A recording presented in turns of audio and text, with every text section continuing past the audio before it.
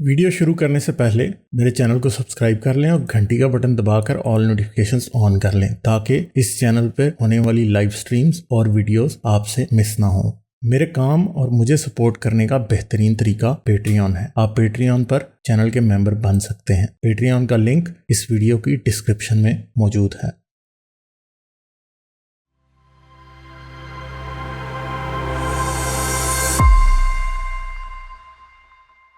Stoic आए, stoic से बात करते हैं। हेलो जी गालिब साहब, क्या हाल है? मैं ठीक हूँ जी, आप कैसे हैं? बस ठीक ठाक। अच्छा, अभी 2-3 दफा आई थिंक बात हुई है आइडेंटिटी की और आइडेंटिटी क्राइसिस हम्म की। अगर आप हम्म कोई भी जिस भी मजहब से हैं उसको छोड़ देते हैं, तो मैं इसमें सिर्फ 1-2 पॉइंट्स देना चाहूंगा जो लोग जिनको इस तरह के इश्यूज फेस होते हैं। देखें, इंसान की एक टाइम के ऊपर बहुत सारी आइडेंटिटीज होती हैं। अगर वो कोई रिलीजियस भी है, मुसलमान है, हिंदू है, जो भी है, तो हम्म ये जो रिलीजियस आइडेंटिटी है, this is only one of the identities. ठीक है, इसके हम्म अंदर मैं आप मिसाल इसको इस तरह देता हूँ कि अब अगर इंसान अगर शादीशुदा है तो वो एक शौहर भी है, किसी का बेटा है या किसी की बेटी है तो ये भी उसकी एक आइडेंटिटी है, उसके दोस्त हैं तो वो एज अ दोस्त भी उसकी एक आइडेंटिटी है, फिर उसका जो प्रोफेशन है वो भी इन अ वे उसकी आइडेंटिटी बन जाती है। और फिर हम्म अगर वो कोई काम, कोई स्पोर्ट्स में अगर आगे निकल जाए या स्पोर्ट्स को अगर सिर्फ एज अ फैन भी देखता हो तो वो भी एक आइडेंटिटी है। इसी तरह जो आप फिलैंथ्रोपी के काम या फलाही काम अगर करते हैं तो आप उसको भी अपनी आइडेंटिटी बना सकते हैं। तो मेरे कहने का मकसद ये है कि अगर कोई बंदा मजहब छोड़ता है तो उसकी अगर आइडेंटिटी जाती भी है तो सिर्फ एक ही आइडेंटिटी जाती है, आपकी बाकी आइडेंटिटीज उधर की उधर सलामत हैं। तो आप उन पे काम करें और नई आइडेंटिटीज को ढूंढने की कोशिश करें, कोई अच्छा काम में अपना नाम बनाएं, वो आपकी आइडेंटिटी बन जाएगा। आप कोई अगर हम्म साइंटिस्ट बन जाते हैं, उसमें अपना नाम कमाते हैं, तो वो आपकी आइडेंटिटी बन सकती है। तो ये जो है ना आइडेंटिटी, मजहबी आइडेंटिटी लूज होना, ये कोई इतना वो इतनी कोई बड़ी बात नहीं है। क्या कहेंगे आप? आपका क्या ख्याल है? हाँ, मैं बेसिकली जो सबसे जो बड़ा प्रॉब्लम है ना, ये लोग कहते हैं कि जब मजहब एक आदमी छोड़ता है तो जो आइडेंटिटी क्राइसिस आता है वो मजहब छोड़ने की वजह से आया। हम्म। नहीं, वो तो मजहब की वजह से आया ना। बिल्कुल, कि वो वो मतलब मजहब आप छोड़ने उसमें। की वजह से तो नहीं आया, वो मजहब की वजह से हाँ, आया। अगर बंदा मजहबी ना होता तो आइडेंटिटी क्राइसिस भी ना होता।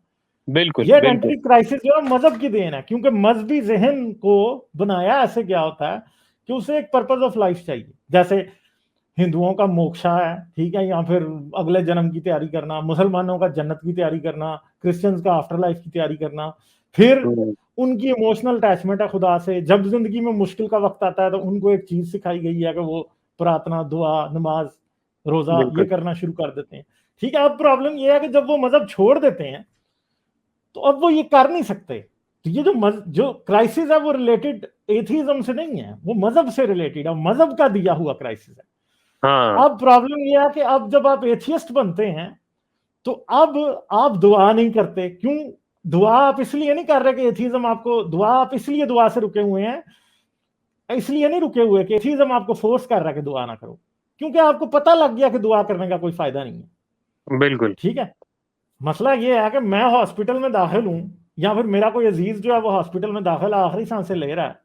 ठीक है, हॉस्पिटल में एडमिट है, आखिरी सांसें ले रहा है, और अब मैं दुआएं कर रहा हूं, दुआ करना भी चाहूं तो मैं कर नहीं सकता क्योंकि मुझे पता है उसका कोई फायदा नहीं है। और हम्म। फिर एक होता क्या है कि बेसिकली मजहब का जो ये मैकेनिज्म है कि क्या करता है कि इंसान को उस मुश्किल की घड़ी में ज़हन किसी और तरफ लग जाता है, वो मुश्किल के बारे में नहीं सोचता।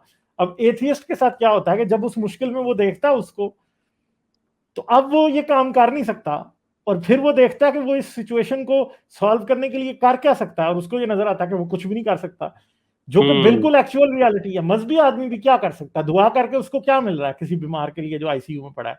डॉक्टर अगर अपना काम ना करे तो तब वो बंदा मर जाएगा, चाहे वो एथियस्ट पड़ा हुआ है चाहे वो रिलीजियस पड़ा हुआ है। खुदा ने तो कुछ भी हाँ, नहीं करना। ऑक्सीजन नहीं है हॉस्पिटल में तो आपकी दुआएं क्या कर लेंगी? आपकी बिल्कुल। प्रार्थनाएं आपका भगवान क्या कर लेगा? अभी हमारे सामने ताजा ताजा एग्जांपल है कि ऑक्सीजन क्राइसिस जब पैदा हुआ इंडिया के अंदर तो भगवान ने क्या कर लिया? कुछ भी नहीं। ऑक्सीजन का सिलेंडर नहीं है तो बंदा मर जाएगा, ऑक्सीजन का सिलेंडर है तो बंदा जिंदा रहेगा। लाखों में लोग ऑक्सीजन के सिलेंडर पकड़ रहे थे लोगों से। हम्म। तो मेन प्रॉब्लम ये है कि होता ये है कि आप वो जो एक आप काम किया करते थे कभी, वो अब पॉसिबल नहीं है।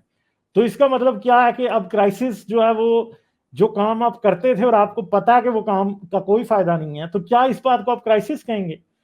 आहिस्ता आहिस्ता आप ये चीज सीख जाते हैं, जैसे मैं सीख गया कि बिल्कुल ऐसा वक्त ही के है। साथ साथ ऐसा होता है कि आप ये चीज सीख जाते हैं। आपको ये पता होता है कि फलां चीज हो सकती है, फलां नहीं हो सकती, हाँ, फलां और हो गई है और फलां रिवर्स नहीं हो सकती। ये मजबी दुआ लोग वो होते हैं। जी, जी। हम्म हम्म हम्म, नहीं, मैं कह रहा हाँ था जी कि ये कहिए। दुआ वाला मामला जो है ना, ये इसकी मिसाल ऐसे भी दी जा सकती है, जैसे अगर कोई सिगरेट पीता हो, तो वो अगर कोई मुश्किल में, अक्सर लोग जो है ना वो एक कश लगा लेते हैं, उससे हम्म मुश्किल तो उनकी हल नहीं होती, लेकिन उनको टेम्परेरी उनकी डिस्ट्रैक्शन हो जाती है। या फिर लेक्सोटनल जो लोग खाते हैं या ज़ैनेक्स हम्म खा लेते हैं टेंशन के अंदर, हम्म तो वो हम्म, उस मसले को सिर्फ जिस तरह आँखें बंद करना है, उससे एक्चुअली कोई फायदा नहीं हासिल होता। वसूल हाँ, क्योंकि आप इसकी मिसाल ये देखें, आप पाकिस्तान के अंदर एक मुहतात अंदाज़े के मुताबिक कोई लाख मस्जिदें तो होंगी, या इससे ज़्यादा ही नहीं, होंगी। लाख नहीं, 1 मिलियन से ज्यादा मस्जिदें हैं 1 करोड़ हाँ, के अच्छा, मुताबिक। चले 10 मिलियन लाख तो मस्जिदें होंगी। पाकिस्तान में मदरसे हैं। हाँ, चले मैं वैसे ही मिसाल के तौर पे 10 लाख मस्जिदें अगर हों फॉर एग्ज़ाम्पल, और उसके अंदर हर जुम्मे की नमाज़ के अंदर क्या कहते हैं, कम से कम 100 बंदा तो होता है, कम से कम, वैसे तो हज़ारों भी होता है, लेकिन वो जुम्मे की नमाज़ के अंदर पिछले कोई 70 सालों से ये दुआ हो रही है, या अल्लाह फ़लस्तीन को आज़ाद कर दे, या अल्लाह कश्मीर के मुसलमानों को आज़ाद कर दे। तो इतनी कितनी अरबों-खरबों दुआएँ हो गई होंगी ओवर 70 ईयर्स। हम्म, तो इससे यानी कि हमें एक ये भी बात मिलती है कि भाई, अगर दुआओं से ही चीज़ें होनी होती, तो फिर सबसे पहले तो फ़लस्तीन और कश्मीर को आज़ाद होना हाँ, चाहिए था, आजाद क्योंकि हो उसके गया। लिए तो ये वो कंसिस्टेंट दुआ है जो एट लीस्ट कई सालों से, मतलब मेरे ख़्याल से फ़लस्तीन के लिए तो शुरू से ही दुआ हो रही है, क्योंकि तब भी हम्म मसला था फ़लस्तीन का। हम्म तो इसलिए ये ख़ैर दुआ वाला तो काम उल्टा ही है। अच्छा, ये एक और मैंने बात करनी थी। आपने आई एम श्योर पढ़ा, अब मेरे पास उसका रेफ़रेंस नहीं है कि वो कौन-सी सूरत में है, लेकिन वो बड़ा मशहूर वाक़या है हज़रत इब्राहीम का, और शायद बाइबल में भी हो।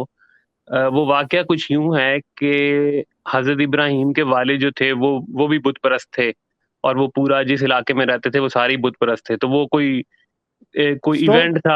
हम ये कह रहे थे कि वो हज़रत इब्राहीम का बड़ा मशहूर वाक़या है कि वो जिस कम्युनिटी में रहते थे, वो सारे बुत परस्त लोगों की कम्युनिटी थी।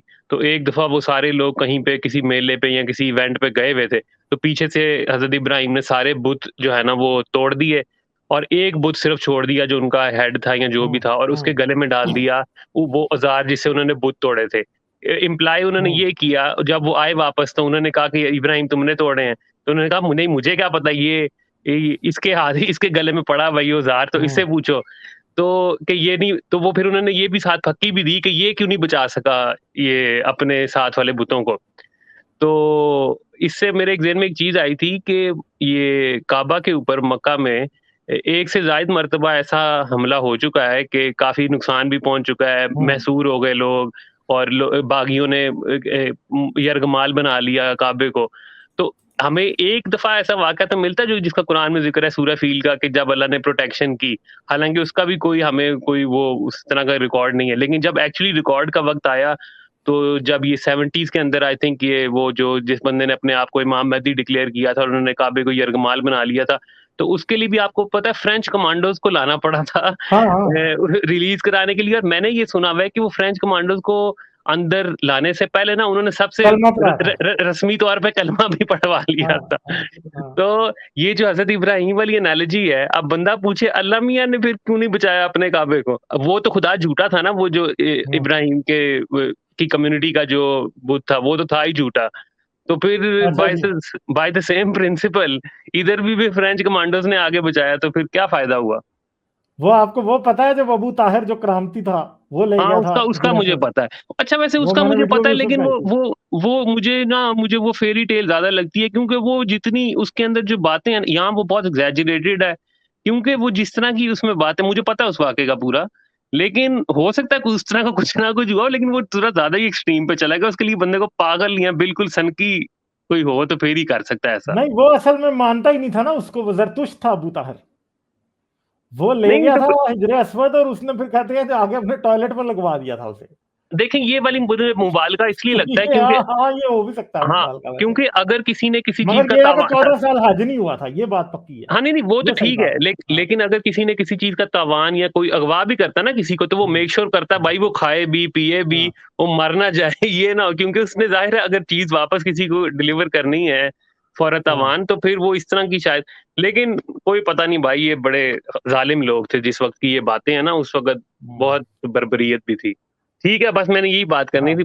जाने से पहले मेरे चैनल को सब्सक्राइब कर लें और घंटी का बटन दबाकर ऑल नोटिफिकेशंस ऑन कर लें ताकि इस चैनल पर होने वाली लाइव स्ट्रीम्स और वीडियोस आपसे मिस ना हो। मेरे काम और मुझे सपोर्ट करने का बेहतरीन तरीका पेट्रियन है। आप पेट्रियन पर चैनल के मेंबर बन सकते हैं। पेट्रियन का लिंक इस वीडियो की डिस्क्रिप्शन में मौजूद है।